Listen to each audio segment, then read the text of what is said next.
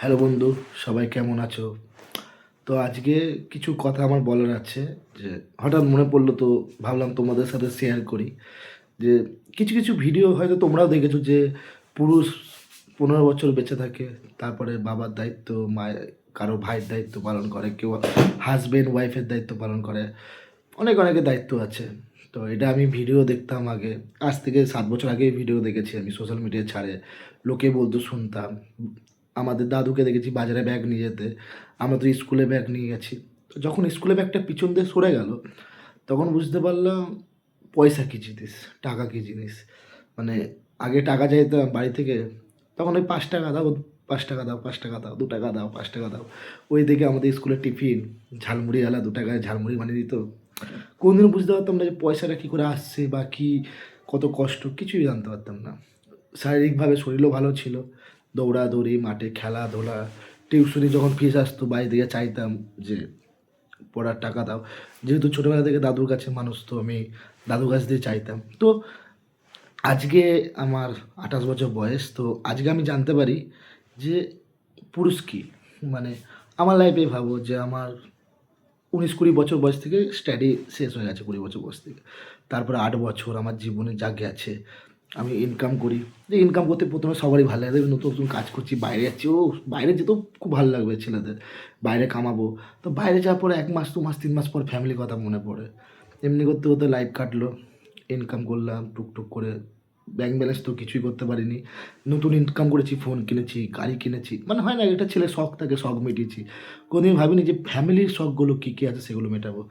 পরে দায়িত্ব কাকে বলে, দাদু একদিন চলে গেল, তখন বুঝলাম দায়িত্ব কাকে বলে। মাথার উপরে মা ছিল, বোন ছিল, তাদের জন্য কিছু করতে পারছি না কেন? আমাদের এখানে কাজের অবস্থা খুব খারাপ ছিল, তো কাজও করতে করতে সব কিছু করতে হবে।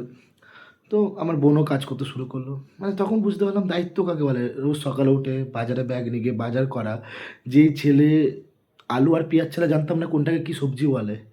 মাছ জানতাম, পুকুরে মাছ দেখেছি, এটাকে রুই মাছ বলে, এটাকে লায়নটিকা মাছ বলে, এটাকে তেলাপিয়া মাছ বলে, এইটুকুই। এরপরে যে এই মাছ হয়, আয়লা মাছ, ভোলা মাছ, রিটে মাছ, আর মাছ কোনটাকে কী বলে, বা মাছ কিলোতে কী হয়, 1 কিলো নিলে কত পড়বে, মাথা দিয়ে নিলে কত পড়বে, মাথা ছাড়া নিলে কত পড়বে। এই যে মুরগির মাংস খেয়েছি, কোনোদিন জানতাম না যে কাটার দাম আলাদা, ছাল নিয়ে আলাদা, গোটা মুরগি আলাদা দাম। মানে এই যে জিনিসগুলো স্টেপ বাই স্টেপ, আলু কীভাবে দেখে নিতে হবে, কোন আলুটা দাগি হবে, পোকা হতে পারে, পেঁয়াজ কী করে বাছো, সবজি ভেন্ডির মুখটা ভেঙে দেখলে দেখতে হবে ভেন্ডিটা ঠিক আছে কিনা, কচি কিনা। এই যে এই জিনিসগুলো প্রথমে আমি 6 মাস প্রচুর ঠকেছি বাজার করতে গিয়ে, রোজ খারাপ সবজি আনতাম, পোকা আলু আনতাম। আস্তে আস্তে আস্তে আস্তে শিখেছি। সকালবেলায় বাজার করছি, বেরিয়েছি একটু, বিকালবেলায় চলো একটু শান্তিতে কাজ মাজ করে বিকালবেলা এসেছি, একটু বন্ধুর সাথে আড্ডা মারতে যাবো। তো বিকালবেলা যেই ঘর থেকে বেরিয়েছি, মা ফোন। আসার সময় ঝুড়ি ভাজা নিয়ে আসিস, চা পাতাটা নেই, ধনের গুঁড়োটা শেষ হয়ে গেছে, একটু শুকনো লঙ্কাটা নিয়ে আসিস, চলো এটা নিয়ে আসলাম। আবার 8টা 9টার সময় আবার একটুখানি ফিরে হলাম, আবার ফোন। বাবা, আসার সময় না কালকে একটুখানি চাউমিনের প্যাকেট নিয়ে আসিস, কালকে সকালে টিফিন করে দেবো। মানে সকালবেলা বাজার করার পরও বিকেলবেলা, যেহেতু আমার বাড়ির সামনে সব বাজার হয়, তো আমরা অল্প অল্প করে স্টোর করি, তো হয়ে যায়। তো আমি শুধু ভাবি যে জীবনটা যে কীভাবে বই খাতা পেন থেকে কীভাবে বাজারে ব্যাগ, সবজি, টাকা পয়সা, দায়িত্ব, তো এই অবধি ঠিক ছিল।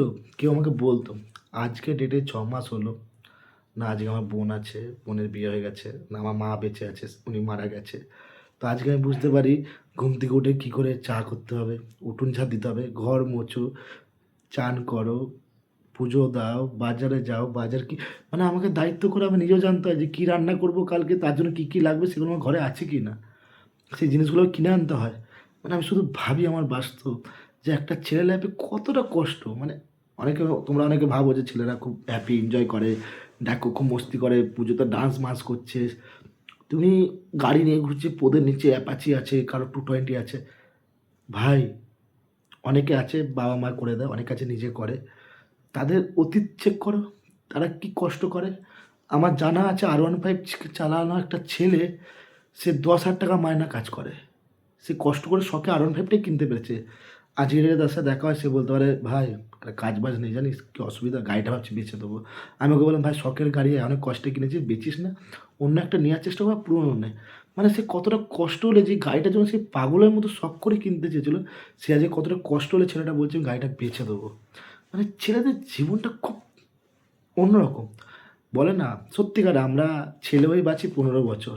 15 বছর পর হয়ে যাচ্ছে সংসার ধর্ম, ফ্যামিলির দায়িত্ব, তারপরে দাদার দায়িত্ব, তারপরে বিয়ে হলে স্বামীর দায়িত্ব, তারপরে বাচ্চা-কাচ্চা হলে বাবার দায়িত্ব, তারপরে নাতি-পুতি হলে দাদুর দায়িত্ব, তারপরে একদিন পটল ডাঙার দায়িত্ব। ডাইরেক্ট ঘাটে বলো হরিবোল করে পুড়িয়ে দেবে। আর আমি শুধু ভাবি যে আমাদের জীবনটা কোথার থেকে শুরু হয়ে কোথায় গিয়ে দাঁড়ায়। মানে যেহেতু আমি গরিব ঘরের একটা ছেলে, আমার মতো যারা গরিব ঘরের ফ্যামিলি থেকে বিলং করে তাদের লাইফে এই টাইপেরই কিছু আছে যে একটা আমি খুব এনজয় করতো। মানে আমিও ছোটোবেলায় লুকাচুরি খেলা, এই বল খেলা, ফুটবল খেলা, এই করা ওই করা, ফুল টু এনজয়। আর আজকের ডেটে খেলা, অনেকে দেখি ফ্রি ফায়ার খেলে, আমিও একটাই ফ্রি ফায়ার খেলতাম। এখন ফ্রি ফায়ার জিনিসটা কি আমার সেটাই মাথায় ভুলে গেছি। সোশ্যাল মিডিয়া জিনিসটা কি সেটা ভুলেছি। আমার মেন এই ফেসবুক, এটাও নতুন আইডি, তোমরা দেখলেই বুঝতে পারবে যে আমি এটা খোলার মেন কারণ এই যে আমি কথাগুলো তোমাকে বলছি না, মানে এটা বলারও লোক নেই আমার জীবনে আজকে। আমি এখানে ভিডিও করে বলি যাতে মনে হয় যে আমার সামনে একজন আছে তাকে মন খুলে কথা বলছে। যে তোমরা আজকে দেখছো অনেকে কমেন্ট করেছো আগের ভিডিওটায় যে ভাই তোমার চিন্তা নেই, তোমার পাশে আমরা আছি। আমার খুব ভালো লাগছিলো, সত্যিই বলছি। এমনি থাকো তোমরা আমার পাশে। আর আমার যখনই কিছু মনের কথা আসবে না আর তোমাদের শেয়ার করবো, তোমরা বলবে যে কথাগুলো কি আমার ভুল ছিল। আমি এটা আমার রিয়েল লাইফ থেকে এক্সপিরিয়েন্স থেকে বলছি, যেটা ভুল না ঠিক আমি জানি না, কিন্তু আমার সাথে এগুলো ঘটেছে। আজকে আমার 28 বছর বয়সে আজকে আমি একা থাকি, আমি বাস্তব বুঝি। তারপরে আশেপাশে বাড়ি, তারপরে সব দিক দিয়ে হ্যান্ডেল করা, তার মধ্যে আত্মীয় স্বজনকেও কিছু হ্যান্ডেল করা, তারপরে রাতের বেলায় পুরো অন্ধকার ঘরে একা ঘুমানো আর ভাবনা যে আমার জীবনটা কী কী ছিল, কী হয়ে গেছে। এই ভাবতে ভাবতে চোখের একটা ফোঁটা টিপ টিপ করে জল পড়তে পড়তে ঠিক ঘুম চলে আসে, আমি ঘুমের দেশে চলে যাই। তো বন্ধু আমি এটাই বলবো যে ফ্যামিলিকে ভালোবাসো সবাই, যত পারো তাড়াতাড়ি কেরিয়ার করো। কেন ফ্যামিলি চিরকাল কারোর থেকে না সারা জীবন, আসলে কাল সবারই চলে যায়। তাড়াতাড়ি কেরিয়ার করলে ফ্যামিলিকে একটু খুশিটা বেশি পারবে। আর আজকাল যা রোগ বিসুখ হচ্ছে সেটা তো খুবই ভয়ের জিনিস। আমার মাও সেভাবেই চলে গেল। খুব কষ্ট হয় যে আমার মায়ের বয়স বেশি না কিন্তু ছেড়ে চলে গেল, আমার লাইফটা দেখতে পারলো না। আর এখন আমার লাইফে যা কষ্ট সেটা আমি নিজে মেনে নিতে পারছি না। জানি না কতদিন কী হবে। আমার যদি কিছু হয়েও থাকে এই ভিডিওগুলো থেকে থাকবে যে আমার কেউ দেখলে বলতে পারবে যে বাবার ফিলিংটা কী ছিল মনের।